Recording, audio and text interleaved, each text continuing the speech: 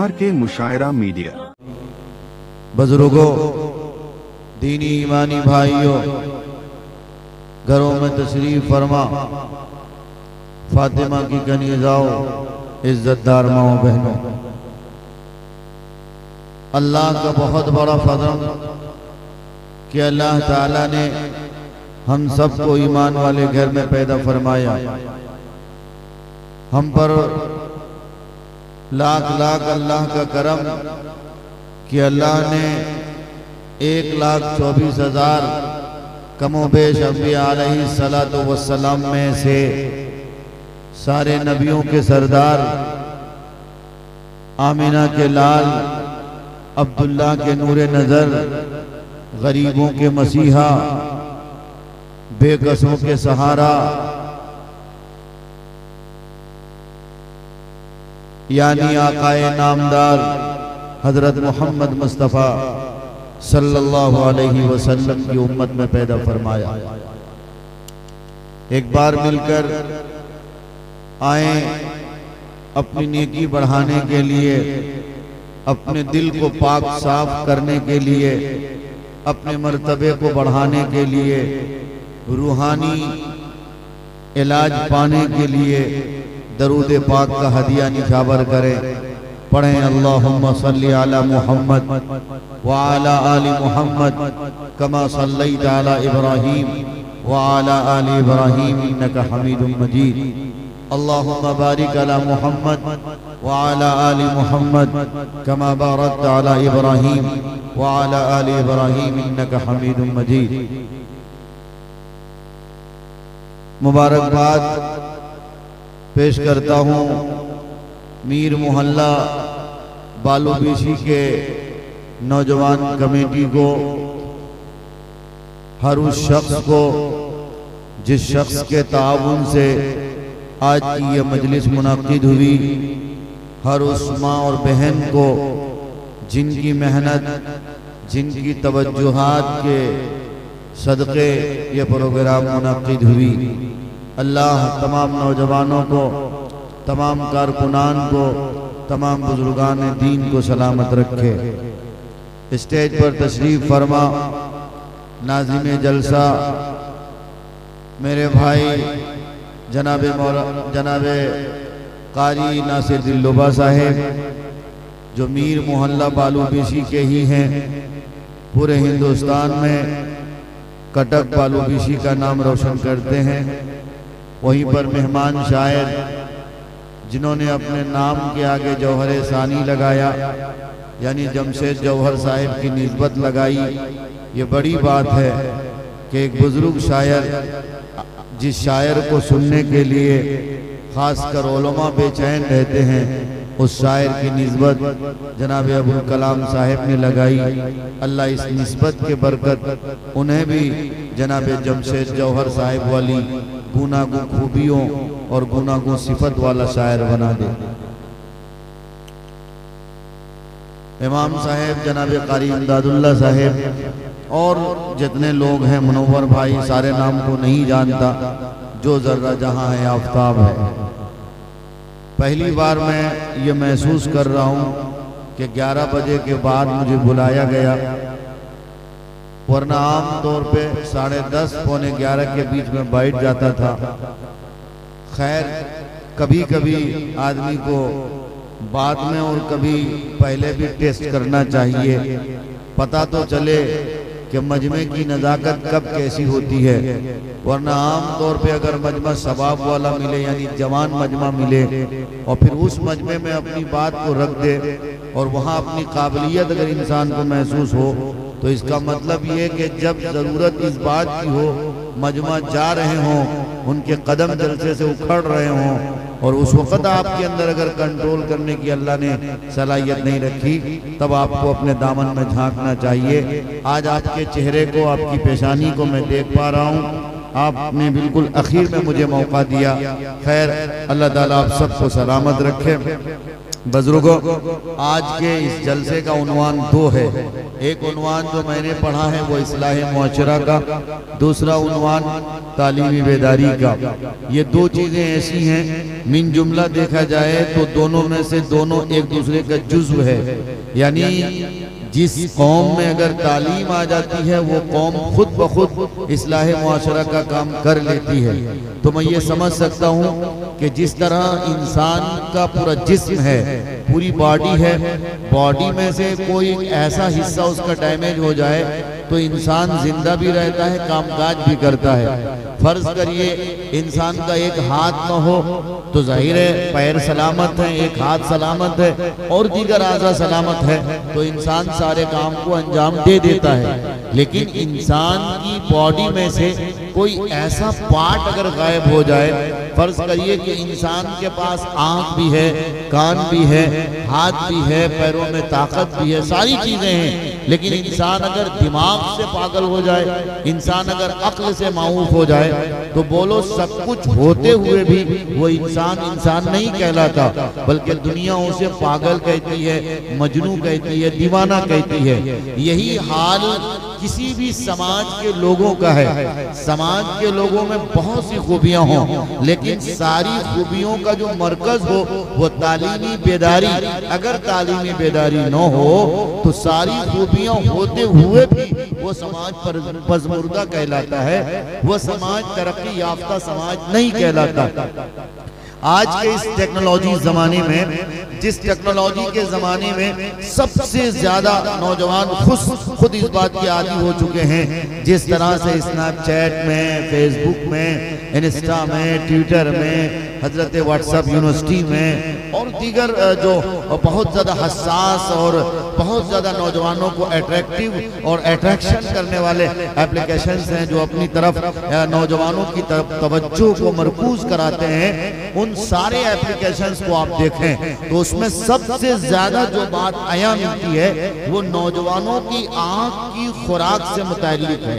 मतलब क्या, फेसबुक खोलो तो सबसे पहले कुछ दिखे न दिखे आपको बरहना यानी नंगी तस्वीर जरूर दिखती है। क्यों? इसलिए कि इससे आंख मुतासिर होती है और इंसान के जिस्म के पार्ट में से अगर आंख उसकी मुतासिर हो जाए तो ये ऑटोमेटिक है कि उसका दिल भी उसकी तरफ मुतवज्जो होता है, उसका दिमाग भी उसकी तरफ मुतवज्जो होता है। आंख बॉडी में एक ऐसा सेल है, एक ऐसी ताकत है, बल्कि यूं कह लो जिस तरह कंप्यूटर में अगर हार्ड डिस्क न हो तो उसके कंप्यूटर में कोई गुंजाइश नहीं होती है, वैसे ही इंसान का जो अल्लाह ने पार्ट बनाया, इंसान के जिस्म को जो अल्लाह ने साख्त दिया, बनावट दिया है, उन पूरे पार्ट बॉडी के अंदर अगर देखा जाए तो सबसे हसास कोई चीज अगर है तो वो इंसान की आंख है। आंख देखती है, फिर दिमाग फैसले लेता है। जब दिमाग के जरिए फैसले लिया जाता तो फिर दिल में उस बात की जगह बनती है और जब दिल उस बात को एक्सेप्ट करता, तस्लीम करता तो फिर दिल के दरवाजे और दिमाग के दरवाजे खुलते और आखिर में ये जुबान काम करता है। तो मतलब साफ है कि इंसान की सबसे ज्यादा एक्टिव अगर कोई चीज है तो वो क्या है? आंख है। मान के चलो आप मुझे देख रहे हो ना, आप देखकर बहुत सी चीज महसूस कर रहे हो, यार ये मौलवी कितनी बड़ी टोपी पहन के आया है, इसकी शेरवानी कितनी अच्छी है। जब ये चीज देख रहे हो तो आपके दिमाग में बहुत सी बातें आ रही हैं, आ रही कि नहीं आ रही है? मतलब साफ है कि आंख देखती है, दिमाग फैसले करते हैं और जब दिमाग फैसले करते तो दिल की दुनिया उससे बदलती है और जब दिल की दुनिया बदलती है तो दिल और दिमाग दोनों के मिलन होने की वजह से फिर जुबान उस काम को अंजाम देती है। और दिल अगर ठीक ठाक होता है, दिमाग में अगर सोचने की सलाहियत ठीक ठाक होती है, दोनों लोगों का कामकाज अगर ठीक ठाक होता तो जुबान ठीक ठाक बोलती है और ठीक ठाक बोलती है तो इसको रिस्पेक्ट मिलता है, इज्जत मिलती है। और अगर नहीं, जुबान अच्छी नहीं होती, दिल और दिमाग अच्छे नहीं होते तो जुबान गंदे अल्फाज का इस्तेमाल करती है जिसकी वजह से बॉडी को फिर चोट लगती है। यही वजह कि हजरत नबी अलैहिस्सलातु वस्सलाम की जो तरबियत याफ्ता जमात हजरत सहाबाए किराम की है, और सहाबाए किराम में खासकर हजरत मुआज बिन जबल को आप अलैहिस्सलातु वस्सलाम ने सबसे ज्यादा नसीहत जिस बात की है वो जानते हो कौन सी बात है? वो बात आप अलैहिस्सलाम ने बार बार हजरत मुआज बिन जबल को इशारा किया, मुआज इसकी हिफाजत करो, मुआज इसकी हिफाजत करो। मतलब क्या? मतलब ये कि ये जो जुबान है ना, जो 2 इंच की जुबान है, 3 इंच की जुबान है, ये बड़बड़ाती है, और जब ये खुद गलत बोलती है तो इसके गलत बोलने की वजह से इसकी पीठ को चोट लगती है, इसके जिस्म के बॉडी को चोट लगती है। तो जुबान ठीक रखो तो तुम्हारे बदन के आज़ा भी ठीक रहेंगे। अच्छा, जुबान कब ठीक रहेगी? जुबान रोजाना आँख के पास हाथ जोड़ के कहती है, मेरी आँख तू ठीक ठाक देखना, अगर तू गलत देखेगी तो तेरी वजह से मैं गलत बोलूंगी, और जब मैं गलत बोलूंगी तो इंसान के जिस्म के आज़े वो इनसे हाथ जोड़ के कहते हैं, जुबान तेरा काम है बहुत बड़ा, तू अपने काम को ठीक ठाक अंजाम देना। तू अगर किसी को गाली देगी, तू किसी के खिलाफ बुरा भला बकेगी, तो देख बोलती तो तू है पर चोट तुझे नहीं लगती, मारा तुझे नहीं जाता बल्कि मारा मुझे जाता है, खैरियत मेरी ली जाती है। मतलब साफ है, एक दूसरे के सामने वो गुजारिशात लेके बैठे रहते हैं, जुबान आंख के पास और आंख जुबान के पास, और बॉडी के दीगर पार्ट वो जुबान के पास। बोलो मैं ये सही कह रहा हूँ कि नहीं कह रहा हूँ? ये जदीद टेक्नोलॉजी के तौर पे आप भी इसको महसूस कर सकते हो। जैसे मैंने कहा, फेसबुक बनाने वाले ने इस बात को महसूस किया कि मेरा एप्लीकेशन अच्छी तरह जभी चलेगा जब इसमें आंख से मुतल्लिक खुराक रख दी जाए। अब जाहिर है आंख किसको देखती है? आंख गलत चीज को देखने की आदी होती है। अगर फेसबुक में लड़कियों की फोटो न डाली जाए, अगर फेसबुक से लड़कियों की वीडियोस को, जो गंदी वीडियोस हैं, डिलीट कर दिया जाए, तो क्या नौजवान जो इतने ज्यादा यूजर्स, एक नहीं दो नहीं, एक नौजवान 2-2 3-3 आईडी बना के इस्तेमाल करता है। आज के इस मॉडर्नाइज जमाने में लड़का जिसका नाम अब्दुल्ला, अब्दुल रहमान, नासिर, साजिद फला रहता, लेकिन वो लड़कियों से बतियाने के लिए अपना नाम बदलता है, कभी ज़ैनब रखता, कभी फातिमा रखता। जानते हो क्यों? ये सारे तकाजे उसकी आंख की तरफ से हैं। आंख देखना चाहती है। अब जाहिर है आंख को देखने की ख्वाहिश है, और उस ख्वाहिश को मिटाने के लिए इंसान अलग अलग तरह के हथकंडे को इख्तियार करता। ठीक इसी तरह जिस तरह किसी लड़के को अगर कोई लड़की पसंद आ जाए, तो मैं कह ये रहा हूं, आंख वो अलग तकाजा करती है, जुबान अलग तकाजा करती है। मैं बात क्या कर रहा था? बात ये कर रहा था, फेसबुक बनाने वाले ने हमारे और आपके नफ्स की नब्बाजी करी, और नफ्स को भांपते हुए उसकी के हिसाब से खुराक देना शुरू कर दी। अब जाहिर है यही वजह कि आज सबसे ज्यादा किसके यूजर बढ़ रहे हैं? फेसबुक के यूजर बढ़ रहे हैं। छोटे छोटे बच्चे फेसबुक चलाते हैं, लड़कियां फेसबुक चलाती हैं, लड़के फेसबुक चलाते हैं। अच्छा, एक बात मजे की, और ये आपके यहाँ के आर के मुशायरा मीडिया के रहमान साहब है ना, इतनी अच्छी अच्छी वीडियो फेसबुक पे डालते हैं, यूट्यूब पे डालते हैं, उलमाए किराम के बयानात को डालते हैं, हजरत शोराए किराम के नातखां को, उनके नातिया कलाम को डालते हैं, इस्लामिक चीजों को डालते हैं। पर इनकी वीडियोस मजाले को शेयर कर दे, मजाले के उस पर 2-4 दुआइया कमेंट्स कर दे। क्यों? इसलिए कि आंख का हासिल नहीं है। आंख जो खुराक चाहती है उनकी वीडियोस में उनको वो खुराक नहीं मिल पाती। यही वजह कि इनकी वीडियोस को लाइक आना थोड़ा कम है। ये ईमान की फितरत है। ईमान के अंदर अगर ताकत होती ज्यादा तो आज अतीकुर रहमान आर के मुशायरा मीडिया की वीडियो को लाइक किया जाता, लेकिन नहीं साहब, इनकी वीडियो को लाइक नहीं मिलना। लाइक किसको मिलना है? अगर कोई हीरोइन हो, अगर कोई एक्ट्रेस हो, अगर कोई नचनिया गदनिया हो, अगर कोई लड़की ऐसी हो जो गजल पढ़ती हो, 4 किलो मेकअप करती हो, वो अपने हुस्न की नुमाइश करती हो, वो अपने होंठ को बिल्कुल लिपस्टिक लगाकर, जिस तरह कोई पुरानी दीवार हो, पुराना मकान हो जो जर्जरा रहा हो, जो हर तरह से खराब हो रही हो दीवार, उसको डेंटिंग पेंटिंग करके साफ सुथरा बनाया जाता। वैसे ही अगर कोई बुढ़िया अम्मा ही क्यों ना हो, उसको लिपस्टिक लगा वगा करके 3-4 किलो मेकअप करके, और जब हजरत फेसबुक पे वो लॉन्च होती है तब देखो लाइक्स कितने मिलते हैं, कमेंट्स कितने मिलते हैं, और अच्छा खासा टोपी वाला लड़का सबको भी देखा जाता, खूब सारे। अच्छा माशाल्लाह, देखो चांदनी बहन मेरी शबनम है, उसकी वीडियो वीडियोस में, उसकी फोटोज में चले जाओ, कमेंट में मौलवी और हाफिज लोग भी चले जाते हैं, माशाअल्लाह मेरी बहन कितनी खूबसूरत लगती हो, अल्लाह तुमको सलामत रखे। ऐसे ऐसे धैर्य समाज के लोग हैं। चांदनी शबनम की फोटो मिल गई और किसी शायरा की या किसी हीरोइन की फोटो मिल गई, वहां तुमको बहन नजर आ गई, वहां तुमको अल्लाह की खिलकत नजर आ गई, वहां तुमको अल्लाह का जलाल नजर आ रहा, वहां तुमको अल्लाह का करिश्मा नजर आ रहा। लेकिन मुफ्ती मारूफ राही की फोटो पड़ी है, अतीकुर रहमान की वीडियो पड़ी है, नासिर दिलरुबा मियां रोजाना कभी नात की वीडियो डाल रहे हैं, इनकी वीडियोस को कोई लाइक नहीं कर रहा, इनकी वीडियोस में कोई दुआइया कमेंट भी नहीं कर रहा। क्यों? इसलिए कि आंख की खुराक नहीं है। ये मैं दिल की बात कर रहा हूँ, इसको समझिए आप। रात की तन्हाई होती है, हमारी और आपकी आंख होती है, हमारे पास एक शैतान नुमा डब्बा जिसको मोबाइल फोन कहा जाता, जिसको आज की दुनिया में सेल फोन कहा जाता, इस सेल फोन ने हमारे समाज की ऐसी टैक्सी कर रखी है, ऐसी टैक्सी कर रखी है। जिस उम्र में लड़कों की आंख में रोशनी होनी चाहिए, आंखों को देखने के अंदर कैपेसिटी होनी चाहिए, बोलो आज वक्त से पहले आंख की रोशनी जाती कि नहीं जाती है? आज वक्त से पहले दिमाग की मेमोरी काम करना छोड़ रही है। माँ बाप बहुत ज्यादा आप में से देखते होंगे, आज सबसे ज्यादा माँ बाप डायबिटीज के पेशेंट हो रहे हैं, हार्ट के पेशेंट हो रहे हैं। क्यों? नौजवान लड़के लड़कियों की वजह से, अपने बच्चों के बदचलने की वजह से, अपने बच्चों के बदकिरदार की वजह से नौजवान लड़कियां बिगड़ रही, नौजवान लड़के बिगड़ रहे। कहां से बिगड़ रहे? ये सब, ये सारी की सारी जनरेशन, ये सारी की सारी नौजवान नस्लें अगर बिगड़ रही हैं तो इसमें बहुत बड़ा हाथ फेसबुक का है,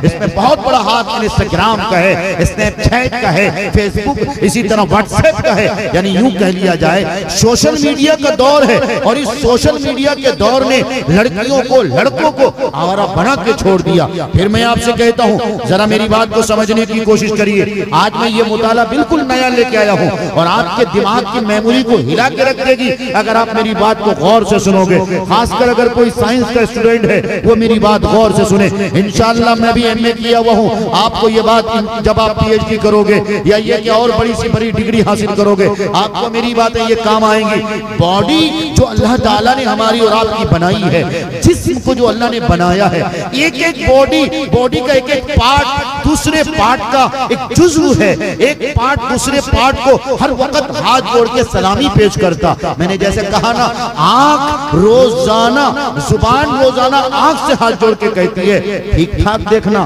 गलत मत देखना, किसी हसीना की तरफ देखकर I love you, I miss you मत कह देना, वरना पता चलेगा सैंडल उठा के मार दे और तुमको क्या होगा, मेरी तो हजामत होगी। आंख कहती है जुबान से, और फिर बेचारी जुबान कहती है, बेचारी जुबान आंख से कहती है, और ये जिस्म का हिस्सा आंख से कहता है। बोलो कहता कि नहीं कहता? पीठ कहता है, हमारे कदम कहते हैं ऐ जुबान तू सही बोलना, अगर किसी को गाली दोगे तो फलाना लड़का तुमको तमाचा मारेगा, जरा भाई यजीरू की गर्दान कर डालेगा। इसलिए किसी के खिलाफ गलत मत बोलना, किसी को गाली मत देना, किसी बहन की इज्जत को उछालना मत। अगर ऐसा करोगे तुम और भरना मुझे पड़ेगा। इसलिए हर एक एक तकाजे हैं। बुजुर्गों, नौजवान साथियों, मैं कह ये रहा हूं, किसी समाज को तरक्की दिलाने के लिए सबसे ज्यादा अगर किसी बात की जरूरत है वो एजुकेशन सिस्टम को बेहतर करने की जरूरत है। जिस तरह पूरे जिस्म के बॉडी में सबसे एक्टिव बॉडी अगर कोई है तो इंसान की सेल्स मेमोरी है, इंसान का दिमाग है। कुरान करीम में अल्लाह तबारक व तआला ने सबसे ज्यादा हमारे जिस्म की बॉडी में से जिस पार्ट का जिक्र फरमाया है वो पार्ट हमारा दिमाग है, हमारी मेमोरी कार्ड है। दिमाग के बारे में अल्लाह ने कुरान करीम में जगह जगह अलग अलग अल्फाज के साथ अल्लाह ने इस्तेमाल किया। कहीं अल्लाह ने कुरान में अफला ततफक्करून कहा, कहीं अफला ताक़िलून कहा, कहीं अफला तुबसिरून कहा, कहीं अफला तस्माऊन कहा। ये हुफ़ाज़ किराम बैठे हैं, पूछो इनसे। अल्लाह ताला ने कुरान में कहीं कहा तुम सोचते नहीं क्या, तुम तदब्बुर व तफक्कुर नहीं करते क्या, तुम देखते नहीं क्या, तुम अकल का इस्तेमाल नहीं करते क्या। मतलब साफ है, अकल होगी तो तुम बेहतर सोच सकोगे, अकल नहीं होगी तो तुम्हारा नाम कल तक अब्दुल्ला था, तुम्हें कोई अब्दुल्ला नहीं कहेगा। कल तक अब्दुर्रहमान था, कोई अब्दुर्रहमान नहीं कहेगा। कहेगा फला पागल जा रहा, फला दीवाना जा रहा, फला मजनू जा रहा। मतलब साफ है, दिमाग है इंसान कहलाओगे, दिमाग नहीं है जानवर कहलाओगे। कहलाओगे, दिमाग नहीं है पागल कहलाओगे, मजनू कहलाओगे, दीवाना कहलाओगे। और जानते हो अगर जमाने में जिंदा रहना चाहते हो और सर उठा के जिंदा रहना चाहते हो, तरक्की के साथ जीना चाहते हो, हिस्सेदारी के साथ जीना चाहते हो, दुनिया की आंखों में आंखें डालकर जीना चाहते हो, कुर्सी पर इख्तिदार हासिल करके जीना चाहते हो, दुनिया में हाकिम बन के जिंदगी गुजारना चाहते हो, इसके लिए जरूरी है कि तुम्हें तालीम की दौलत से अपने आप को माला माल करना पड़ेगा। नाराए तकबीर, नाराए तकबीर। मुफ्ती मारूफ साहब नदवी, मुफ्ती मारूफ साहब नदवी, उलमाए देवबंद, उलमाए देवबंद। बुजुर्गों, इसलिए मैं साफ सुथरे अंदाज में ये कहता हूं आपसे, आज सबसे ज्यादा तालीमी पसमानदगी, ये थोड़ा हार्ड लफ्ज हो जाता है, इसको सहल लफ्जों में समझिए आप। तालीम के मैदान में जो कौम सबसे पीछे है उस कौम का नाम है कौम मुस्लिम। रात के 12 बजे हो, रात के 1 बजे हो, अब्बा अम्मा सो रहे हैं, नौजवान लड़का कहाँ है, मीर मोहल्ला के फलां गली में 4 लड़का आ जाता है, कोई गेम में रात पास करता, तो कोई नौजवान लड़कियों से चैट करने में रात पास करता, तो कोई कुछ करता। बोलो मैं सही कह रहा कि नहीं कह रहा? फिर ये समाज तरक्की के ख्वाब कैसे देख रहा? फिर ये सोसाइटी तरक्की के ख्वाब कैसे देख रही? आप तरक्की उस वक्त तक नहीं कर सकते जब तक आपके बच्चे पढ़े लिखे ना हो। इसलिए मीर मोहल्ला के जिंदा लोगों, धड़कते हुए दिल रखने वाले लोगों, नौजवानों, अच्छी तरह कान खोल कर सुन लो। इजराइल को दिन रात गड़ियाने वाली कौमों सुनो, आज तुम इजराइल की छोटी सी तादाद देखकर कहते हो मुसलमानों के 57 ममालिक हैं, वो कौम सऊदी अरब की कौम इजराइल को उखाड़ फेंकेगी, दुबई ये कर देगा, कतर ये कर देगा, हम फला मुल्क ये कर देगा, कोई कुछ न कर पाएगा। फिंगा भी कोई कुछ न कर पाया। क्या हुआ? फलस्तीन को किस तरह से इस रूए जमीन पर इबरत का निशान बना दिया गया। बोलो, गज्जा के नक्शे को नहीं मिटा दिया गया क्या? गज्जा की एक एक बड़ी से बड़ी बिल्डिंगों को और बड़े से बड़े घरों को बम बारूद से उड़ा नहीं दिया गया क्या? उड़ा दिया गया। क्यों? इजराइल एक छोटा सा मुल्क जिसकी तादाद और जिसकी आबादी ज्यादा से ज्यादा 70 लाख से 80 लाख की तादाद है, उसके बावजूद आज 57 मुस्लिम ममालिक को आंखें दिखा रहा। किसी के औकात नहीं कि इजराइल के सामने जवाब दे सके, कोई मुल्क आगे आने को तैयार नहीं। क्यों? इसलिए कि इजराइल ये कौम ऐसी कौम है, ये मुल्क ऐसा मुल्क है जिसने अपनी ताकत बना रखी है। और वो ताकत कौन सी है? वो ताकत तालीम की ताकत है। आज बैनुल अक़वामी कानून बनाने वाली जो टीम है, उस बैनुल अक़वामी कानून बनाने वाली टीम में सबसे ज्यादा जिन लोगों के रोल्स होते हैं, जिन लोगों की ताकत सामने आती है, आप पढ़ के देखना, बैनुल अक़वामी कानून बनता है, उसमें तकरीबन 700 मेंबर्स हैं। उन 700 मेंबर्स में, एक्टिव मेंबर्स में सबसे ज्यादा तादाद इजराइल की है। फिर क्या लगता कि बैनुल अक़वामी कानून में मुसलमानों के हित में कोई फैसला आएगा? इजराइल के पक्ष में, इजराइल के विरुद्ध कोई फैसला आएगा? इजराइल के अगेंस्ट में कोई फैसला आएगा? नहीं आ सकता। बताओ, जिस कौम की सरबराही करने के लिए खुद बैनुल अक़वामी कानून में एक्टिव मेंबर्स बैठे हो, जिस कौम की सरबराही करने के लिए सारे जितने चीफ जस्टिस हैं सारे इजराइल और यहूदियों के बैठे हो, उस कौम से क्या उम्मीद कर सकते हो कि वो फलस्तीन को हक दिलाए? वो गज्जा के मुसलमानों को, गज्जा के छोटे छोटे बच्चों को, रफा बॉर्डर में वो कैंपों में रहने वाले मुस्लिम खवातीन को हुकूक दिलाए, इंसाफ दिलाए? कभी नहीं हो सकता। जब हमारे लोग होंगे, जब जजेस हमारे लोग होंगे, जब वो कोला हमारे लोग होंगे, जब मुस्लिम कौम के बच्चे और उनके लड़के पढ़े लिखे होंगे, जब तादाद उनकी होगी, जब पढ़े लिखे जजेस की तादाद मुसलमानों की बढ़ेगी, तब मुस्लिम कौम को हक मिलेगा, इंसाफ मिलेगा। आज हिंदुस्तान का भी माहौल वही हुआ चला है। कोई जाओ आपका ये आप चाहे भुवनेश्वर के हाई कोर्ट चले जाओ, आप कटक का जो आपका लोअर कोर्ट है वहां चले जाओ, दिल्ली सुप्रीम कोर्ट चले जाओ, सबसे ज्यादा केसेस मुसलमानों के हैं, सबसे ज्यादा पेंडिंग में केसेस मुसलमानों के हैं। लेकिन कितने वकला आपके हैं? हमारी कौम में कितने LLB करने वाले नौजवान हैं? LLM तो छोड़ो, मैं LLB की बात कर रहा हूं। कितने लड़के हैं जो LLB की तैयारी कर रहे हैं या दिलों में ख्वाहिश पाले हुए हैं हम अपने बच्चों को LLB कराएंगे, हम अपने बच्चों को वकील बनाएंगे, एडवोकेट बनाएंगे? कोई नहीं बना रहा। ज्यादा से ज्यादा क्या करते हमारी कौम के लड़के? इंटर कर लेते, समझते मैं बहुत बड़ा तुर्रमखा हो गया, BA कर लिया, समझता मैं बहुत बड़ा तुर्रमखा हो गया। और बिहार के कुछ लड़के जिनको नौकरी की लॉलीपॉप दिए जाते वो समझते हैं हमने DLED कर लिया, BPSC कर लिया, बहुत हो गया। मैं कहना चाहता हूं अगर ये कौम तरक्की करना चाहती है, अगर इस कौम को आगे बढ़ना है तो इस कौम के लिए जरूरी है कि इस कौम के बच्चों को जिस एक हाथ में कुरान की तालीम हो और दूसरे हाथ में जिस मैदान में भी हो उस मैदान की आला तालीम होनी चाहिए। सबसे ज्यादा हमारी कौम में LLB की तादाद होनी चाहिए, LLM की तादाद होनी चाहिए। हमारी कौम की नौजवान लड़कियां, नौजवान बहनें, हमारी माए बहनें, आज कोई डिलीवरी का पेशेंट है, कल चल के देखो उनको चाहे कटक जाना पड़े, भुवनेश्वर जाना पड़े, अल्ट्रासाउंड के लिए किसी गैर के पास जाना पड़ता है, मर्द बैठा रहता, तुम्हारी बीवी तुम्हारी बेटी के कपड़े उठाए जाते, उनको अच्छी तरह अल्ट्रासाउंड किया जाता। आज अगर मेरी बेटी MBBS करी रहती, वो अगर कहीं अल्ट्रासाउंड सेंटर खोलती, चाहे बालूबीसी में हो, चाहे सालेपुर में हो या कहीं और दूसरी जगह में हो, हम उनके पास जाते, वहाँ इज्जत की भी हिफाजत होती, हमारी बहन को ताकत भी मिलती। लेकिन मजाल है साहब, हमारी बहन, हमारी माए वो तो इतनी गिर चुकी हैं, उनके माँ बाप अगर उनको आला तालीम दिलाने के लिए आगे बढ़ाए भी, अगर वो यूनिवर्सिटी के दरवाजे तक पहुंचती भी है, उससे पहले ही उनकी इज्जत को तार तार कर लिया जाता, उनकी इज्जत के साथ खेला जाता है।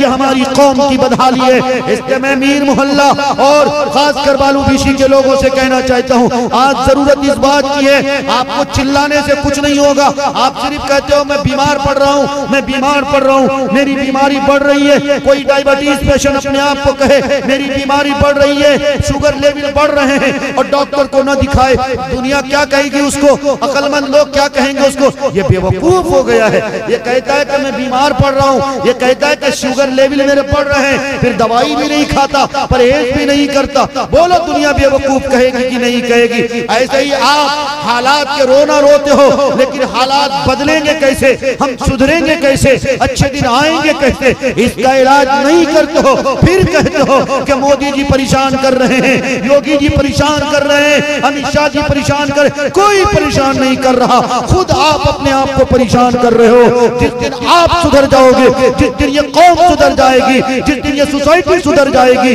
जिस दिन माए बहनें उन्होंने ठान लिया कि हम अपनी गोद को पाकबाज गोद बनाएंगे, हम बेहया नहीं रहेंगे, हम अपने सरों से दुपट्टे को जाने नहीं देंगे, हम बगैर बुर्के के घरों से नहीं निकलेंगे, जिस दिन इन नौजवानों ने कसम खा लिया हम अपने बाल को रखेंगे तो नबी अलैहिस्सलाम की सुन्नत के मुताबिक रखेंगे, जिस दिन मेरी कौम का एक एक बच्चा ये ठान लिया कि मैं जो कुछ हूँ अपनी जगह मुसल्लम हूँ, लेकिन सबसे पहले मेरा और आपका जो रिश्ता है वो ला इलाहा इल्लल्लाह का रिश्ता है। मैं सब कुछ कर सकता लेकिन अपने नबी की नबूवत के साथ, अपने नबी की रिसालत के साथ, अपने नबी के नामूस पर मर मिटने के लिए तैयार हूँ, अपने नबी की गुलामी को अपनी जिंदगी का महवर समझता हूँ। जिस दिन ये कौम मुस्लिम के नौजवान अगर आगे बढ़ के आ गए, नौजवानों के चेहरों पर सुन्नत रसूल के फूल अगर नजर आने लगे, उनके दाढ़ी के बाल अगर फैंची कटना कटाकर मोहम्मदुर रसूलुल्लाह जैसा बाल हो, अगर उनके चेहरे पर मोहम्मदुर रसूलुल्लाह की सुन्नत झलकना शुरू हो गया,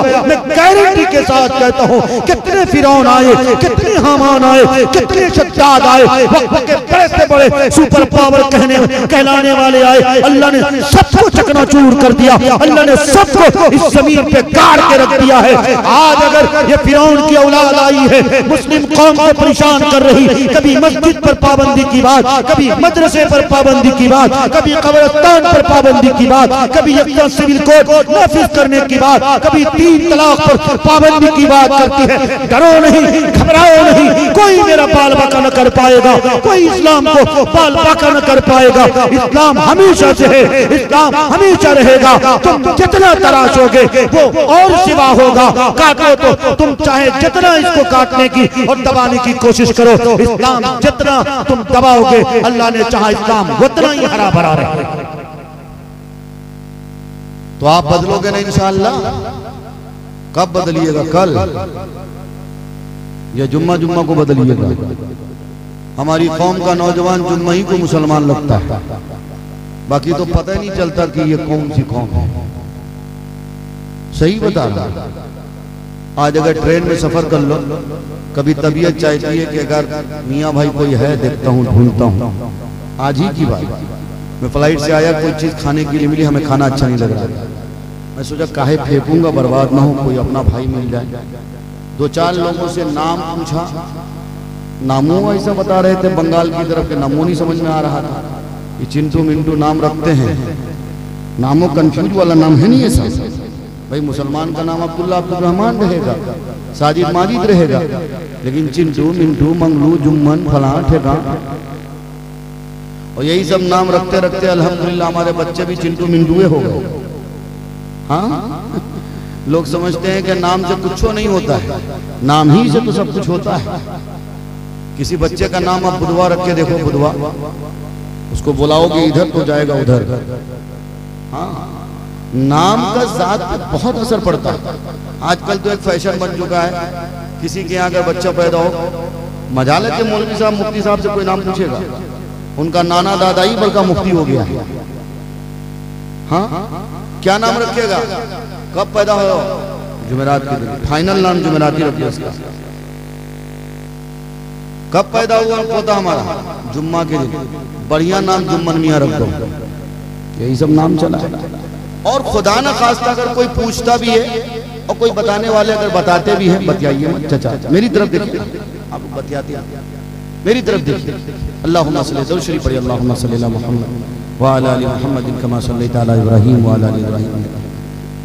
कोई बताने वाला अगर बताता नहीं, जैसे मुझसे कोई पूछे मुफ्ती साहब ऐसा नाम बताइएगा कि पूरे समाज में ऐसा नाम हो ही ना, तो इसका मतलब ये कि अल्लाह ताला से तो फिर कुछ ना कुछ करना ना पड़ेगा। भाई मौसम विभाग से तो कोई बातचीत भी नहीं होती है। आजकल दुनिया जिसको मौसम विभाग कहती है, हम लोग तो मानवे नहीं करते। हमारे यहाँ तो मौसम विभाग एक ही है, वो अल्लाह है।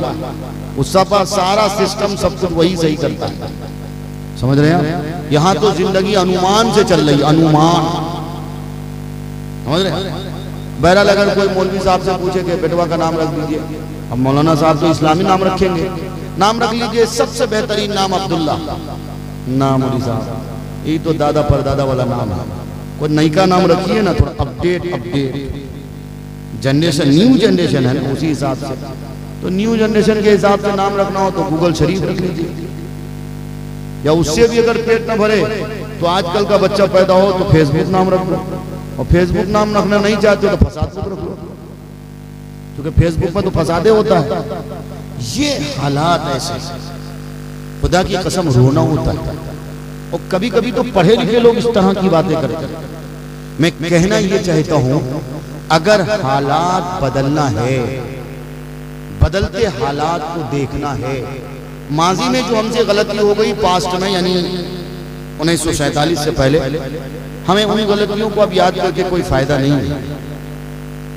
पाकिस्तान मुल्क बना इस्लाम के नाम पर, वो खुद परेशान है। वो इतना परेशान है कि अपने आपस ही में मर रहा है। और हमारी हालत तो ये कि हम हाशिए पे खड़े हो गए, जबकि हिंदुस्तान सेकुलरिज्म के नाम पे एक जगह इकट्ठा हुआ था, मुस्लिम हिंदू सारे इकट्ठा हुए थे। बाबा साहब भीमराव अम्बेडकर ने जो संविधान भी लिखा, उस संविधान की खूबसूरती भी यही थी। उन्होंने बाकायदा इस्लामी ममालिक का सर्वे किया, इस्लाम को बहुत करीब से बाबा साहब ने पढ़ने की कोशिश भी की। जब इस्लामिक लॉ पढ़ लिया, मुस्लिम पर्सनल लॉ की तरफ से खासकर उनको पेशकश की गई कि हिंदुस्तान का संविधान और खासकर इस्लामिक लॉ में जो है हमारी शरीयत की हिफाजत के लिए वो आपको लेना पड़ेगा। लोगे तो हम हिंदुस्तानी होंगे। अगर इस्लामिक लॉ का ख्याल नहीं रखा गया तो फिर हम इस संविधान को नहीं मानेंगे, फिर हम एक अलग मुल्क बनाएंगे। बाबा साहब ने कहा कि नहीं भाई, हर धर्म को अपने मजहब के आईन के मुताबिक आजादी दी जाएगी। यहाँ आपकी मस्जिद पर कोई हमला नहीं होगा, यहाँ आपको नमाज पढ़ने से कोई नहीं रोकेगा, यहाँ आपके अब्बा के जनाजे की नमाज पढ़ाने के लिए, उसको दफनाने के लिए कब्रिस्तान से कोई नहीं रोकेगा, यहाँ मदरसा चलाने पर कोई प्रतिबंध नहीं, यहाँ औरतों को बुर्का पहनने पर कोई प्रतिबंध नहीं। ये सारी बातें कह दी गई। इस्लामिक लॉ के मुताबिक हिंदुस्तान का कानून बन चुका। अगर हिजाब पर पाबंदी होती तो वो हमारे बड़े अकाबिर, चाहे हजरत मौलाना हुसैन अहमद मदनी रहमतुल्लाह अलैह हो, या उस वक़्त के हजरत मौलाना अबुल कलाम आजाद रहमतुल्लाह अलैह हो, मौलाना कासिम नानोतवी रहमतुल्लाह अलैह हो, और भी बड़े दीगर अकाबिर, ये लोग अगर इस्लामिक लॉ के मुताबिक हिंदुस्तान का संविधान न लिखा हुआ होता तो खुदा की कसम इस मुल्क को स्वीकार न करते, इस मुल्क की गंगा जमनी तहजीब को स्वीकार न करते।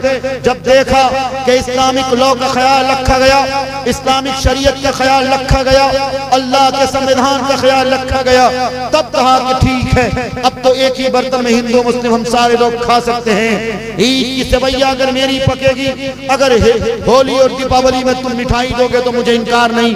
कब कहा गया? जब मेरी शरीयत की बात मानी गई तब। कोई किसी के धर्म को किसी पर थोपेगा नहीं, किसी पर मुसल्लत नहीं करेगा। मैं इस्लाम की तालीमात बताऊंगा। आपको इस्लाम पसंद है, ठीक है, आ जाओ मुसलमान बन जाओ। आप मुझे हिंदू धर्म की आइडियोलॉजी बताओ, हिंदू धर्म की अच्छाइयां बताओ, मुझे हिंदू धर्म अच्छा लगेगा, मैं हिंदू बन जाऊंगा, वो एक अलग मसला है। लेकिन कोई किसी धर्म को जबरदस्ती किसी पे थोपेगा नहीं। आज कैसे कैसे नारे दिए जा रहे हैं, कोई जय श्री राम लगाने पर मजबूर कर रहा, कोई घर वापसी की बात कर रहा। मुस्लिम कौम की बेटियों को घर वापसी के नाम पर उनको शगुफे दिए जा रहे। 2-2, 3-3, 4-4 लाख रुपए देकर एक मुस्लिम कौम की बेटी की इज्जत को वो बेचा जाता है। हमारी कौम की बेटियां, बोलो आज लालच के नाम पर क्या गैर मुस्लिमों के हाथ पर अपना ईमान का सौदा नहीं करती क्या? कितनी मुस्लिम बेटियां खुद, अभी हाल ही में एक वाकया आपके कटक शहर का है, गालिबन ये जो आपका पुराना किला है, वहाँ के आसपास का है। मुझे किसी ने मोतबर जरिए से ये बात बताई। एक लड़की का नाम, जिसका नाम साजिदा था, वो लड़की किसी कॉलेज में बीए, किसी कॉलेज में ग्रेजुएशन कर रही थी। उस लड़की को किसी लड़के से दोस्ती हुई, किसी नन मुस्लिम से, उसके साथ अफेयर चला। उस लड़के ने उसके साथ जिस का सौदा किया, माँ क्या देखती है, बाप क्या करते हैं? माँ और बाप तो ये देखते हैं कि बिटिया के हाथ में मोबाइल है, बिटिया के हाथ में स्कूटी है, बिटिया चली जाती कॉलेज। बिटिया कॉलेज नहीं जाती, बल्कि बिटिया होटल जाती है, रेस्टोरेंट पे बैठकर बॉयफ्रेंड के साथ मस्ती और मडरगस्ती करती है। वहाँ तुम्हारी भी इज्जत जाती, वहाँ इस्लामी तहजीब और इस्लामी नुक्ते नजर पर भी उंगली उठाने का ये हमारी मुसलमान बेटियां मौका देती हैं। इसके जिम्मेदार कौन है? इसके जिम्मेदार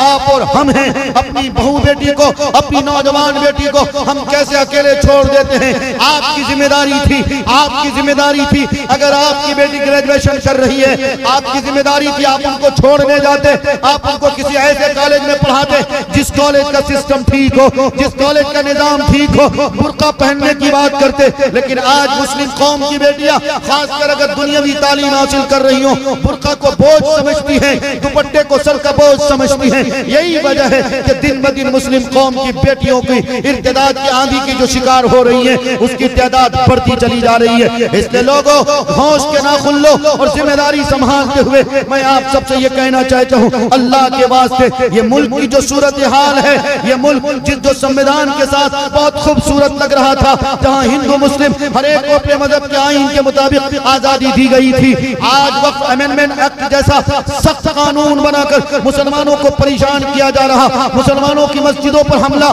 मुसलमानों के कब्रिस्तान पर हमला, मुसलमानों के मज़ारात पर हमला। आज यकसा सिविल कोड, आप तो जानते भी नहीं हो यकसा सिविल कोड किस मुसीबत का नाम है? सुनिए, इस हिंदुस्तान में एक कानून है यकसा सिविल कोड। कांग्रेस के दौरे इख्तिदार में गालिबन 1984 में जब शहरबानों का केस उरूज पर आया था, जब शहरबानों को उसके शौहर ने तलाक दी थी, क्योंकि उसका शौहर एक एडवोकेट था, उसका केस कहीं नहीं लिया जा रहा था। राजीव गांधी की हुकूमत थी उस वक्त, ये यकसा सिविल कोड जैसा सख्त और काला कानून बना था। वो अलग बात है, हमारे अकाबिर ने इसकी सख्त मुखालिफत की, इसकी निंदा की। फिर उसके बाद राजीव गांधी जी ने इस कानून को वक्ती तौर पर बंद कर दिया। लेकिन जानते हो मोदी जी, चूंकि वो इस तरह के शोषे ढूंढने में बहुत माहिर हैं, वो तो मुसलमानों के, हिंदू और मुसलमानों के नाम पर अच्छी तरह हुकूमत करना जानते हैं। उन्होंने यकसा सिविल कोड जैसा सख्त और काला कानून जो इस्लामिक लॉ के खिलाफ है, इस्लामिक दस्तूर के खिलाफ है, कुरान और हदीस के खिलाफ है, जो हमारी शरीयत के खिलाफ है, उत्तराखंड में लागू कर दिया गया, बिहार में लागू करने की पूरी कोशिश चल रही है। उसके बाद वेस्ट बंगाल का नंबर है, उसके बाद आपके उड़ीसा का नंबर शायद करीब आने वाला है।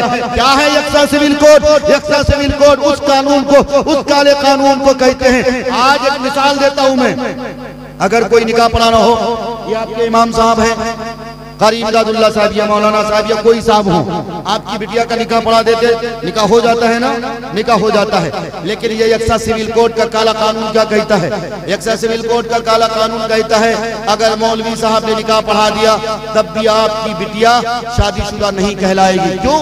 इसलिए कि हिंदू मैरिज एक्ट में शर्त है, यकसा सिविल कोड में शर्त है, जब तक लोअर कोर्ट से कोर्ट मैरिज नहीं कर लिया जाता तब तक आपकी बेटी की शादी अनिवार्य है। यानी वो शादी वैलिड नहीं करार दी जाएगी। यानी निकाह भी कराओ और लोअर कोर्ट में जाकर कोर्ट मैरिज भी कराओ, तब जाकर आपकी बेटी, आपके बेटे की शादी मुकम्मल होगी। तो बोलो, ये कानून शरीयत के खिलाफ है कि नहीं है ना? शरीयत के खिलाफ। और सुनो, हमारे इस्लामिक लॉ में क्या है?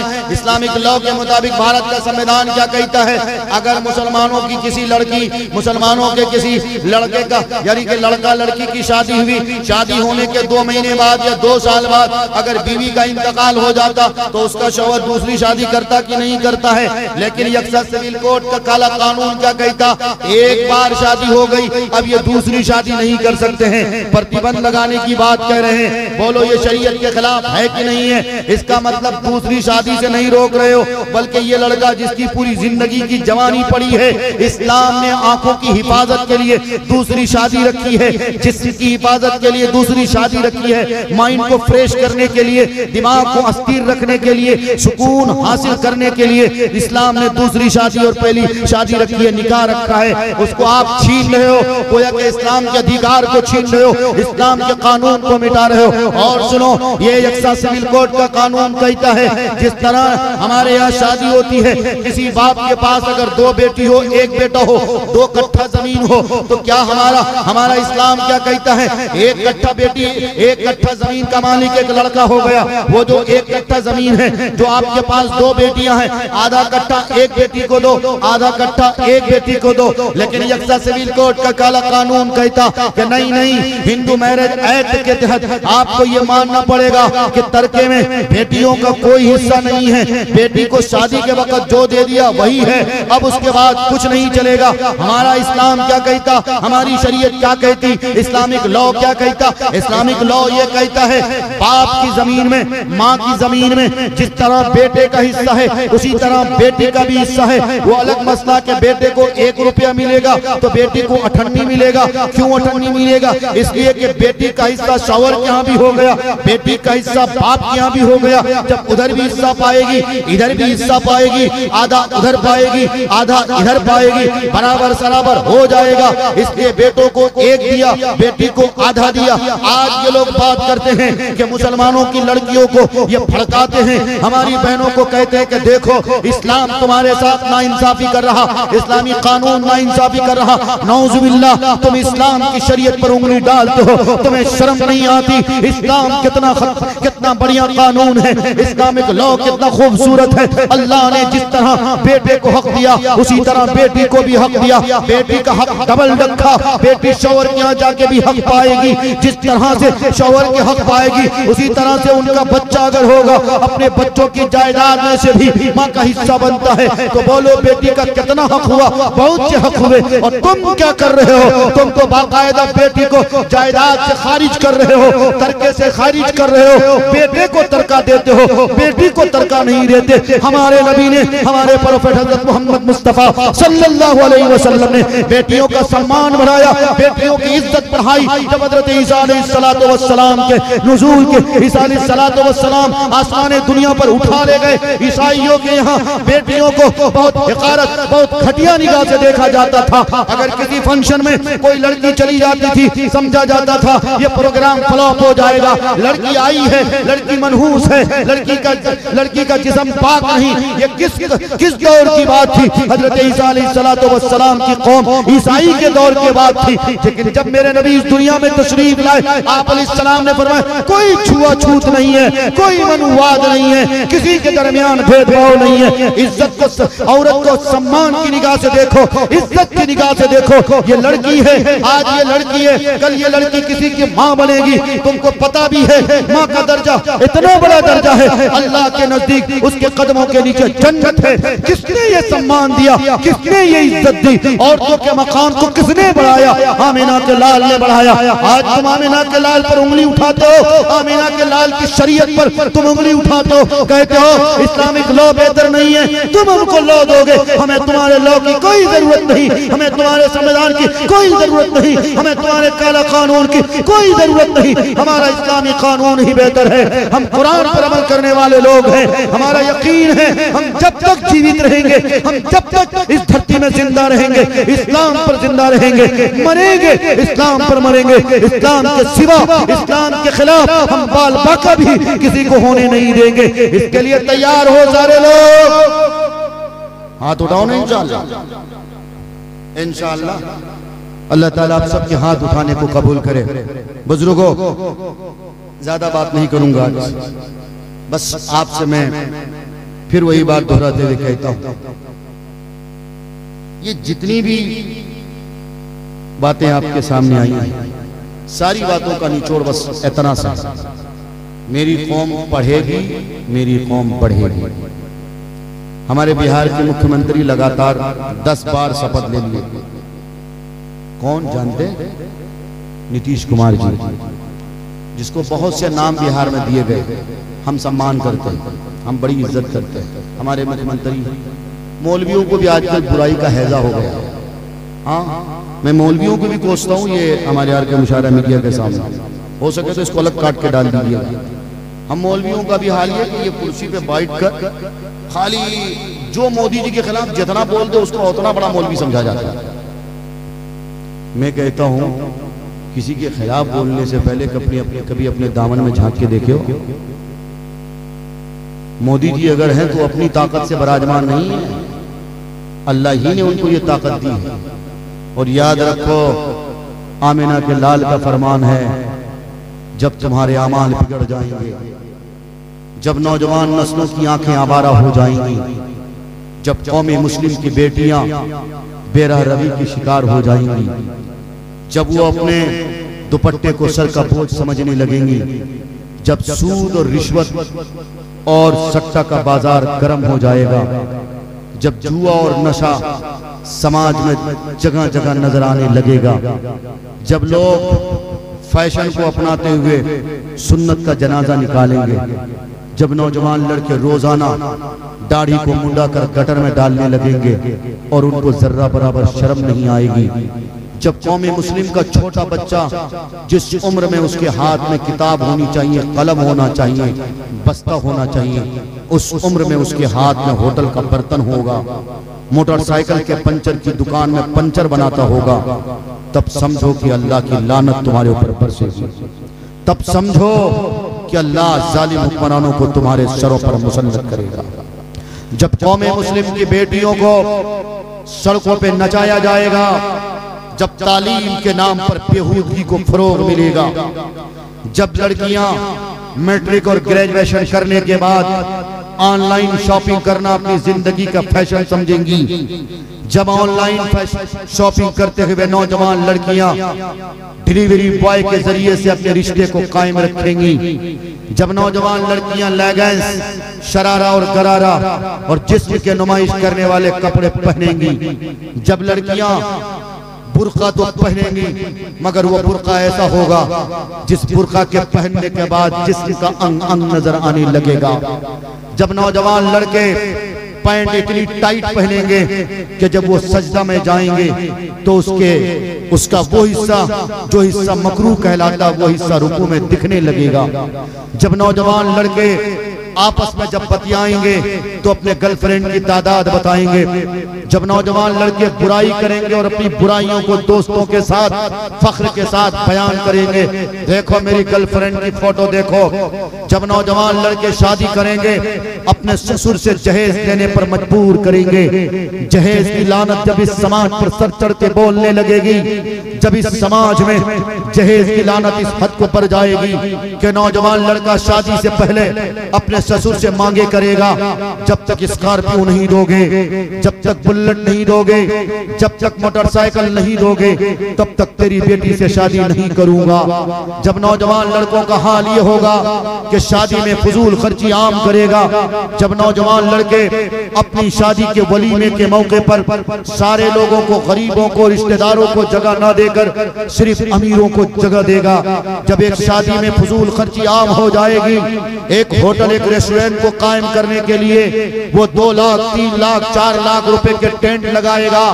जब एक खाना में, एक वलीमे के खाने में 4-4 10-10 तरह के सिर्फ गोश्त के आइटम पकाए जाएंगे, जब होटलों में और रेस्टोरेंटों में गोश्त की बर्बादियां होंगी, खाना बर्बाद होने लगेगा, जब फजूल खर्ची सर चढ़ के बोलेगी, जब नौजवान लड़का वलीमे के मौके पर जो वलीमा सुन्नत है, जो वलीमा खाना सुन्नत है, जिस वलीमे के बाद लड़के चुमाना के नाम पर और दावत वलीमा के नाम पर एक इनकम टैक्स डिपार्टमेंट का बंदा बैठाएगा, खाना खाने वाला वलीमे का खाना खाता लेकिन होटल से ज्यादा उसे पे करना पड़ता है, बोलो आपके समाज में होता कि नहीं होता?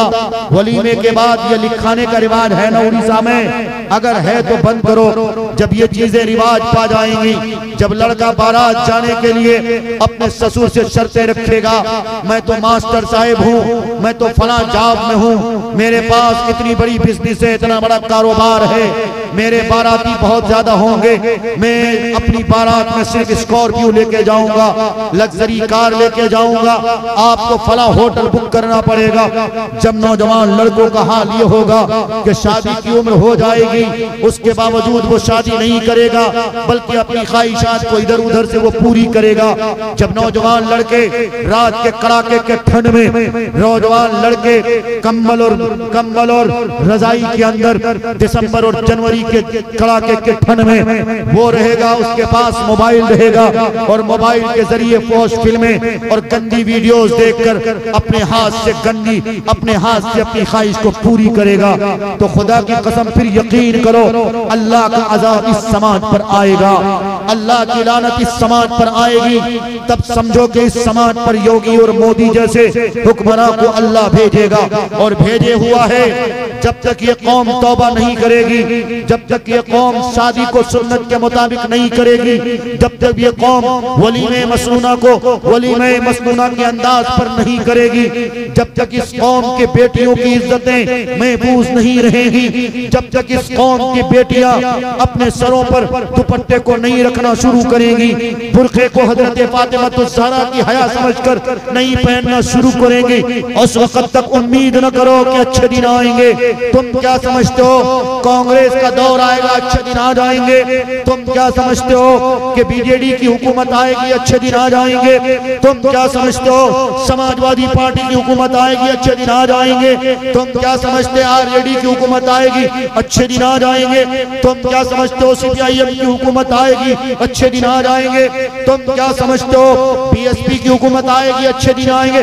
कोई माई का लाल तुम्हें अच्छे दिन ला के नहीं देगा, अच्छे दिन तुम तुम लाओगे, तुम्हारे करतूत लाएंगे, तुम्हारे अखलाक लाएंगे, तुम्हारा मुआशरा लाएगा, नौजवान लड़कों की आंखें लाएंगी, नौजवान लड़कों का मुस्तकबिल लाएगा, कौम की बेटियां अच्छे दिन लाएंगी। तुम देखना, तुम बदल के तो देखो, तुम नबवी समाज बना के तो दिखाओ, तुम अपनी सोसाइटी को नबवी सोसाइटी बना के तो दिखाओ, सहाबाए किराम के नक्शे कदम पर अपने आप को चलकर तो दिखाओ। खुदा की कसम, ये जितने तुर्रम खां घूम रहे हैं, अपने आप को फिरौन कहला रहे, अपने आप को नमरूद और हामान की औलाद कहलाते, इन सारे लोगों को चकनाचूर होना पड़ेगा। अल्लाह की अदालत में किसी की नहीं चलती, अल्लाह की हुक्मरानी में किसी की दाल नहीं गलती। अगर दाल गलती तो फिरौन जो अपने आप को अना रब्बुकुमुल आला कहा था, जिसने अपने दौरे इक़्तिदार में पता नहीं कितने लाखों बच्चों को सिर्फ मूसा की वजह से कत्ल करवा दिया था, बोलो फिरौन डूबा कि नहीं डूबा?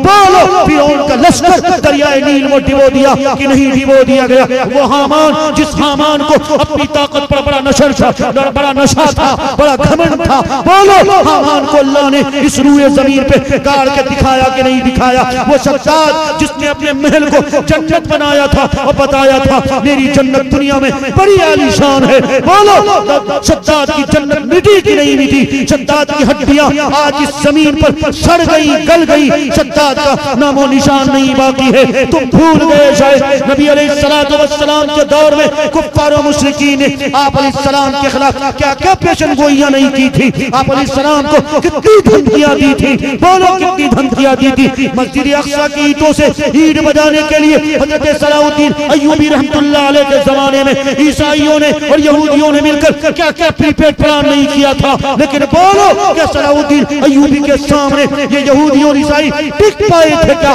कोई टिक नहीं पाए थे। ईसाई भी मिट के रहे थे, यहूदी भी मिट के रहे थे। और सुनो, आज अगर ये यहूदी की औलाद, आज अगर ये ईसाई, आज अगर अमेरिका, आज अगर बर्तानिया, आज अगर वक्त के अपने आप को सुपर पावर कहलाने वाले ममालिक अपने आप को अना रब्बुकुमुल आला कहते हैं, अपने आप को सुपर पावर कहते हैं, सुन ले ये कान खोलकर, कोई सुपर पावर नहीं, सुपर पावर सिर्फ अल्लाह है। व तम्मत कलिमतु रब्बिका सिद्क़न व अदला ला मुबद्दिल लिकलिमाति। हम मुसलमान हैं, हम उस नबी की उम्मती हैं, हम उस कुरान को मानने वाले हैं जिसका यकीन और जिसका ईमान है कि धरती का निजाम चलता अल्लाह के आर्डर से चलता, अल्लाह के हुक्म से चलता, दरख्त से एक पत्ता गिरता अल्लाह के आर्डर से गिरता, अल्लाह जो चाहेगा वही होगा।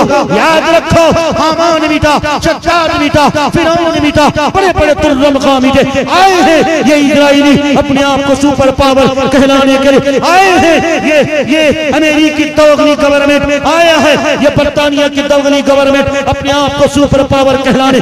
तुम भी मिटोगे, तुम्हारा निजाम मिटेगा, तुम्हारी हस्ती मिटेगी, तुमको भी अल्लाह फिरौन की तरह निशानी इबरत बनाकर छोड़ देगा। इस धरती में जो कुछ चलेगा अल्लाह का चलेगा, निजाम चलेगा अल्लाह का चलेगा, दस्तूर चलेगा अल्लाह का चलेगा, कानून चलेगा तो कुरान का चलेगा, शरीयत चलेगी, मोहम्मदुर रसूलुल्लाह की चलेगी। है कौले मोहम्मद, कौले खुदा, फरमान न बदला जाएगा, बदलेगा जमाना लाख मगर कुरान न बदला जाएगा।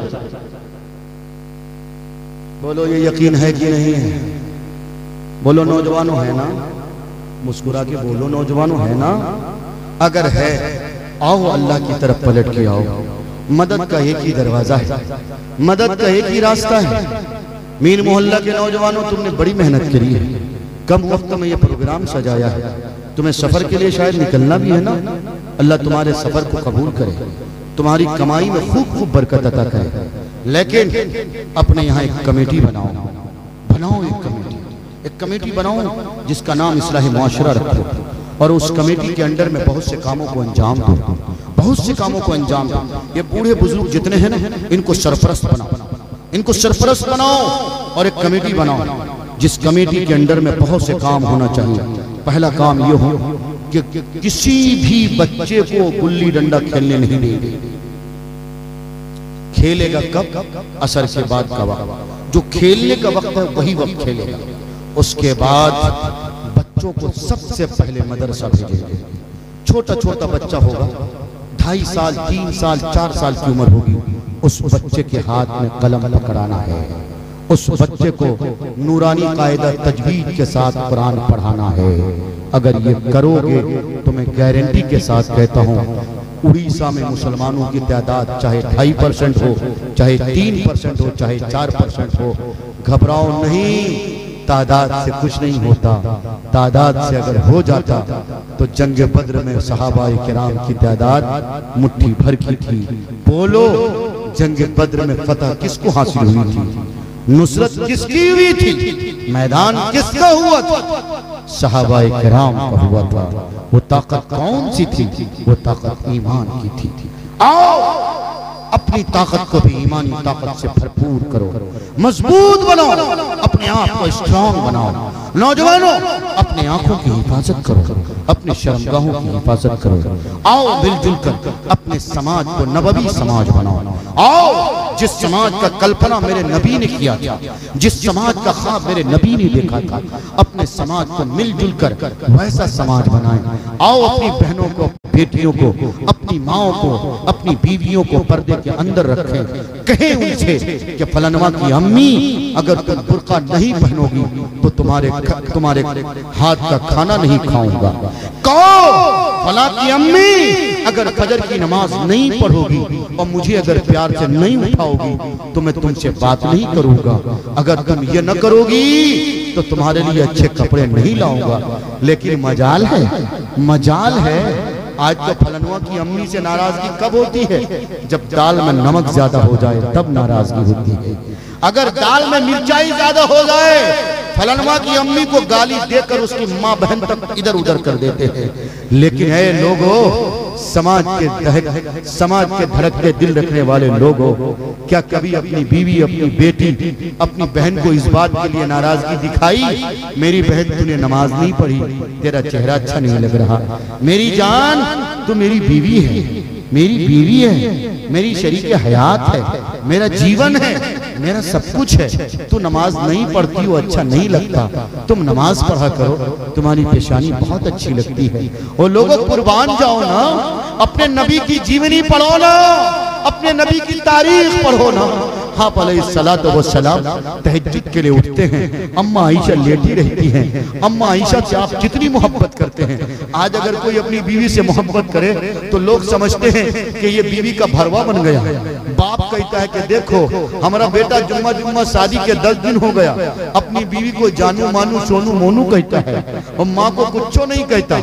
हालांकि आजकल का लड़कवा सब भी बहुत एडवांस टॉक टाइम देने लगा।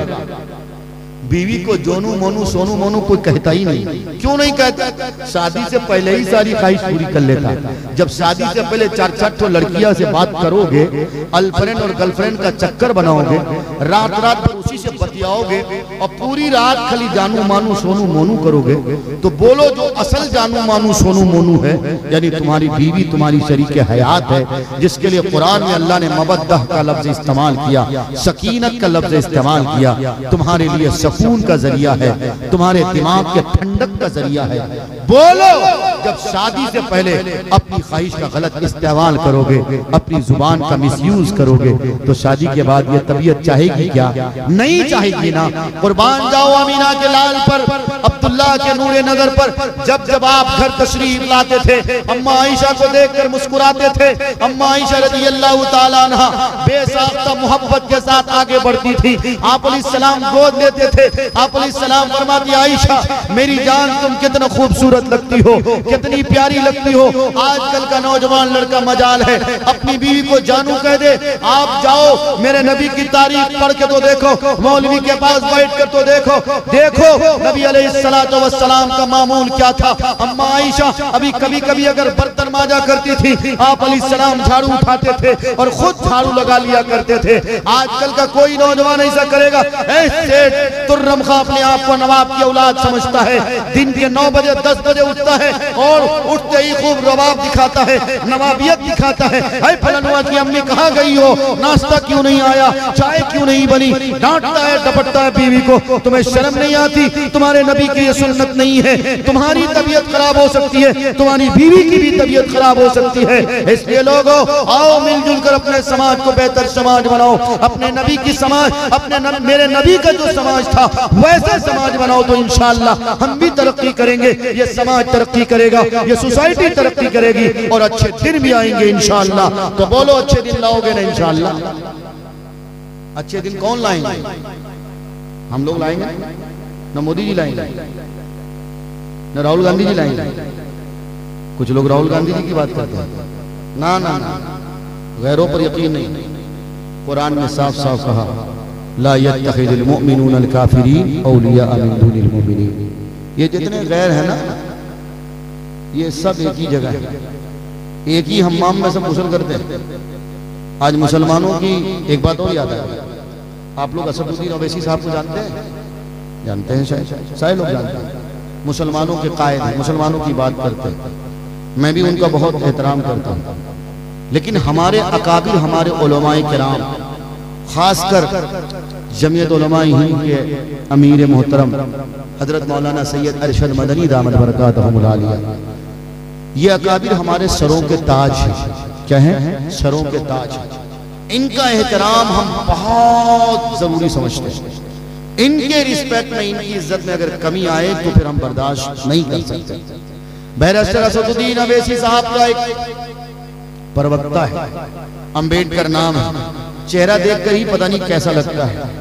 मैं उनके खिलाफ ज्यादा नहीं बोलकर सिर्फ इतनी बात करता हूँ, और मेरी ये बात अगर बैरिस्टर साहब तक पहुंचे या हमारे बिहार के सदर अख्तरुल ईमान साहब तक पहुंचे तो ये बात मैं पहुंचाना चाहता हूँ। याद रखिए, मुसलमान MIM से मोहब्बत करते हैं, एक अलग मसला है, लेकिन जब बात आएगी उलमाए किराम की, जब बात आएगी जमीयत उलमाए हिंद की, जब बात आएगी मुस्लिम पर्सनल लॉ बोर्ड की, जब बात आएगी जमात शरिया की, जब बात आएगी दारुल उलूम देवबंद की, जब बात आएगी मदारिल उलूम सहारनपुर की, जब बात आएगी दारुल उलूम नदवतुल उलमा की, जब बात आएगी मदारिस की, हमारे अकाबिर की, तो फिर याद रखिए बैरिस्टर साहब, हम आपसे मोहब्बत करते, अपनी मोहब्बत अपनी जगह, मेरी मोहब्बत अपनी जगह। लेकिन इन लोगों से कहिए जो आपका प्रवक्ता बनकर टीवी स्टूडियो में बैठते हैं और हमारे अमीर हिंद के खिलाफ, हजरत मौलाना सैयद अरशद मदनी दामद बरकातहुमुल आलिया के खिलाफ अनाप शनाप बकते हैं, इनको बंद कहिए, इनको बंद रहने के लिए कहिए, कहिए कि अपनी जुबानों पर ताला लगाए। मौलाना अरशद मदनी दामद बरकातहुमुल आलिया से ये माफी मांगे। अगर ये माफी नहीं मांगेंगे और आइंदा अगर इस तरह की हरकत जारी रही तो फिर याद रखिए अवैसी साहब, जिस तरह उलमा आपसे मोहब्बत करते हैं, फिर याद रखिए अपने अकाबिर की गुस्ताखी की वजह से ये उलमा आपसे कतई मोहब्बत नहीं कर सकते हैं। इसलिए अवैसी साहब, हमारे दरमियान वैसे ही हालात बहुत बुरे हो गए हैं। इस वक्त हालात का तकाजा है सारे उलमा मिलकर, सारे दानिशवरान मिलकर एक जगह होकर मुस्लिम पर्सनल लॉ के सदर मोहतरम हजरत मौलाना खालिद सैफुल्लाह रहमानी हो या इमारत शरिया के अमीर शरीयत हजरत मौलाना सैयद अहमद वली फैसल रहमानी हो, जमीयत उलमाए हिंद के सदर मोहतरम हजरत मौलाना सैयद महमूद असद मदनी हो या हजरत मौलाना अरशद मदनी दामद बरकातहुमुल आलिया हो, ये सारे अकाबिर और हमारे उलमाए किराम एक जगह मिलकर मिल्लत की बेचैनी को दूर करने का काम करें। अगर हो सके, और हो सके क्या, हमारी बुनियादी जरूरत है उलमाए बरेलवियों को भी इकट्ठा करें, उलमाए अहले हदीस को भी इकट्ठा करें, फिरक़े मेराजी के उलमा को भी इकट्ठा करें। हो सके तो तब जिस तरह से ये जमात इस्लामी की बड़ी तहरीक जो अल्हम्दुलिल्लाह कई मुल्कों में एक्टिव है, इनको भी इकट्ठा करें और सारे उलमा मिलकर एक हल की सूरत निकाले। मुस्लिम कौम की क़यादत कैसे करनी है, ये कौम किस दिशा पर जाएगी, ये कौम क्या करेगी। जब बात आई है मुस्लिम पर्सनल लॉ की, जब बात आई है यकसा सिविल कोड की, जब बात आई है वक्फ अमेंडमेंट एक्ट की, ये कौम क्या करेगी। आपके इशारे पर चलने को ये कौम आज भी तैयार है। बोलो अमीर हिंद हजरत मौलाना सैयद अरशद मदनी दामद बरकातहुमुल आलिया तो नारा देंगे, आप उस नारा पर लब्बैक कहेंगे ना इंशाअल्लाह। सारे लोग वादा करो इंशाअल्लाह। मौलाना सैयद महमूद असद मदनी दामद बरकातहुमुल आलिया हो या इसी तरह मुस्लिम पर्सनल लॉ के सदर मोहतरम हजरत मौलाना खालिद सैफुल्लाह रहमानी दामद बरकातहुमुल आलिया हो और भी दीगर अकाबिर हो, ये सारे अकाबिर हमारे सरों के ताज हैं। इसलिए मैं कहता हूँ आज चाहे देवबंदी उलमा हो, बरेलवी उलमा हो, अहले हदीस के उलमा हो, जमात इस्लामी के उलमा हो, सारे लोग मिलकर मसलक और मकतब फिक्र से ऊपर उठकर मिल्लत मिल्लत के मफाद के खातिर, उम्मत के खातिर, अपने नबी की उम्मत की बेचैनी को देखते हुए हालात के तनाजुर में सब बैठकर, सब मिलजुल कर कोई मसले के हल की सूरत निकाले।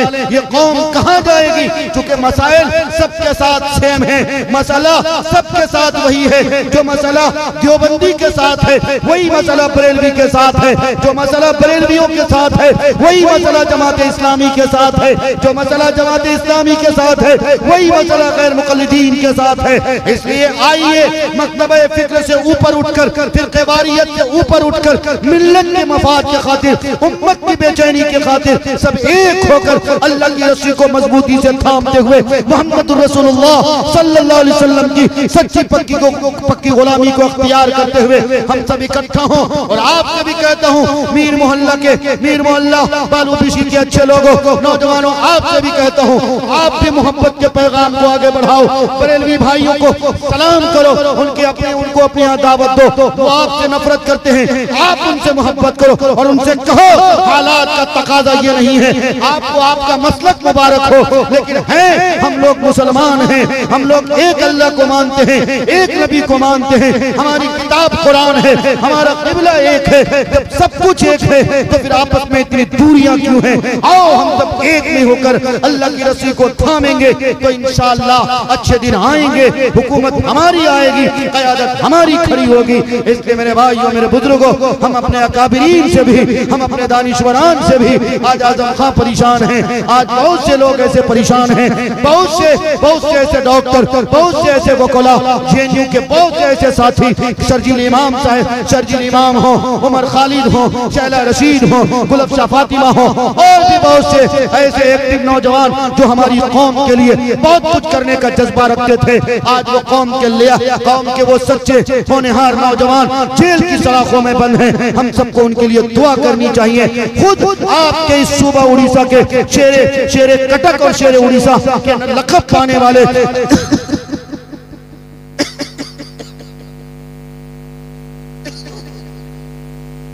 के उड़ीसा के हजरत मौलाना अब्दुल रहमान साहिब दामद बरकातहू, कोई ढका छुपा नाम नहीं, आप लोग जानते हैं, पिछले कई सालों से जेल की सलाखों में बंद। क्या हमें उनके लिए आंखों से आंसू निकालते हुए दुआएं नहीं करनी चाहिए? एक साल से सुन रहा हूं कि हजरत अब आ रहे हैं, तब आ रहे हैं, अब आ रहे हैं, तब आ रहे हैं। झारखंड के कोर्ट से उनको बाइज्जत बरी मिली, फिर सुना हूं कि अब मामला कटक का चल रहा है। दुआ करो अल्लाह रिहाई के असबाब निकाले। ये हमारे अकाबिर हैं, ये लोग अल्लाह वाले हैं। ये लोग जब रात की तन्हाई में दामन उठाकर दुआ करते हैं तब हमारी कौम के नौजवानों को नींद आती है, तब हम लोग सुकून की नींद सोते हैं। दुआ करो, हजरत मौलाना सैयद अरशद मदनी उम्र के आखिरी पड़ाव पे हैं, अब सेहत अच्छी नहीं रहती। ये अकाबिरीन के लिए दुआ करो, अल्लाह इन अकाबिरीन के साया को हमारे सरों पर कायम रखे, इनकी सेहत को अल्लाह सलामत रखे। ये लोग हमारे रीढ़ की हड्डी हैं, ये लोग नहीं होंगे हमारे कौम की क़यादत कौन करेगा? हमें अपने अकाबिर के लिए दिन रात दुआएं करनी चाहिए। चाहे मौलाना तौकीर रजा खां साहब, उनको भी आई लव मोहम्मद को लेकर जेल की सलाखों में डाल दिया गया। मौलाना कलीम सिद्दीकी दामद बरकातहू लालिया, जिनका दामन बेदाग, जिनको कई बार बाइज्जत रिहाई कर दी गई, उसके बावजूद लखनऊ के जेल में बंद हैं। लोगों, सिर्फ अपनी चिंता न किया करो, अपनी फिक्र न किया करो। अगर समझते हो कि हम बच गए तो फिर याद रखो, आज अगर आप बचे हो, कल आज अगर आपकी बारी नहीं आई है, आज दूसरों की बारी आई है, तो कल आपकी बारी भी आएगी। फलस्तीन के बच्चों की उस आवाज को मत भुलाओ। फलस्तीन के मासूम बच्चों ने, गज़ा के छोटे छोटे मासूमों ने, माओं ने, बहनों ने, कौम के नौजवानों ने रो रो कर कहा था, ऐ 57 ममालिक में रहने वाले मुसलमानों, तुम्हें मेरे दर्द को नहीं सुना जाता? तुम्हें मेरे आंख के आंसू नहीं देखे जाते? तुम तो बाल्टेन में भर भर कर, ट्यूबवेल से चला चला कर नदियों में नहाते हो। तुम्हारे पास तो पानी इतना है कि तुम नालों में अपने पानियों को बहा देते हो। हमारा हाल ये कि पानी के घूंट पीने को तरस रहे हो। है लोगों, कभी मेरे दर्द को भी रात की तन्हाई में महसूस करो। तुम सोते हो, तुम्हारे आसपास में पानी की बोतलें होती हैं, जग होता है, लेकिन मेरे बारे में जानते भी हो, हम जिस गज़ा शहर में रहते हैं, जिस नल से पानी निकलता था, आज उस नल से पानी निकलने के बजाय खून निकल रहा है। लोगों, कभी मेरे बारे में सोचते हो? तुम ईद में नए नए कपड़े पहनते हो, खुशबू लगाते हो, तरह तरह के आइटम बनाते हो। हमारा हाल ये है कि रोजा अफ्तारी के लिए खजूर दस्तयाब नहीं।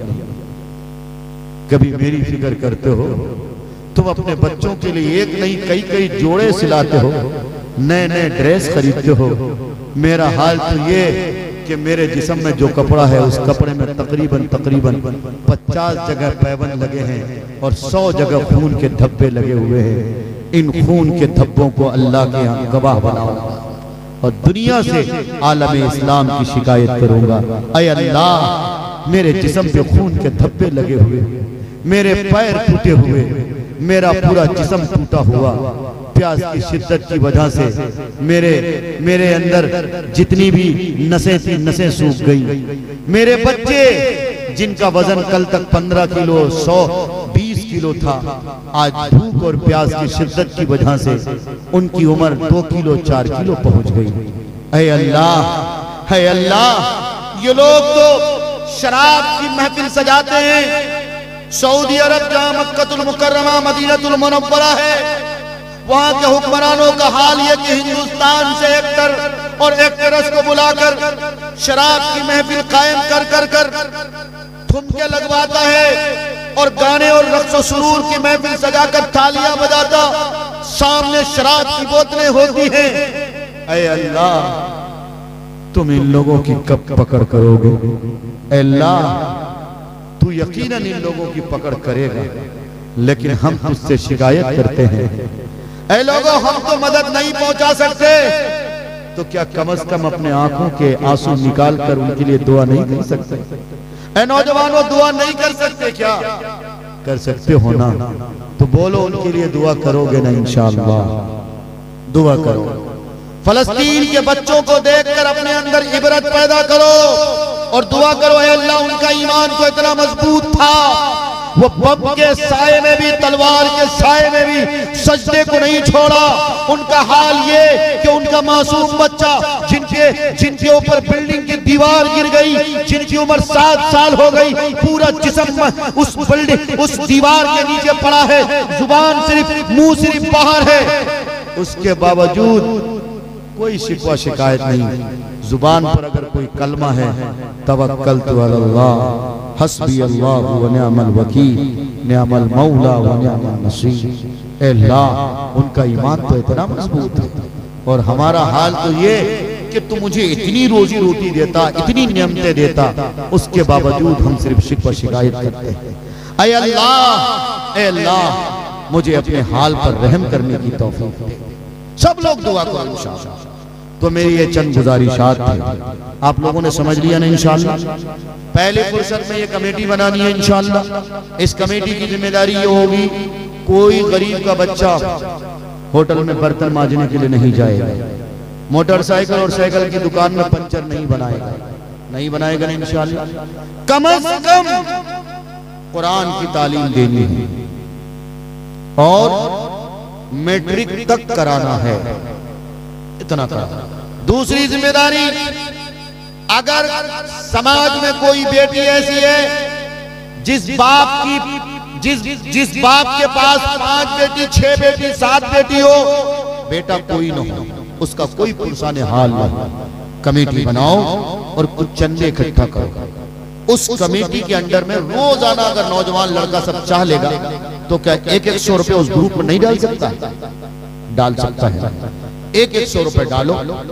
जहां किसी गरीब के शादी की बात आए, सारे नौजवान मिलकर आओ और कहो जहां से रिश्ता आता है आपको क्या चाहिए, हम इनके भाई हैं, हम सारे लोग मिलकर इंशाअल्लाह चचा की बिटिया की शादी कराएंगे।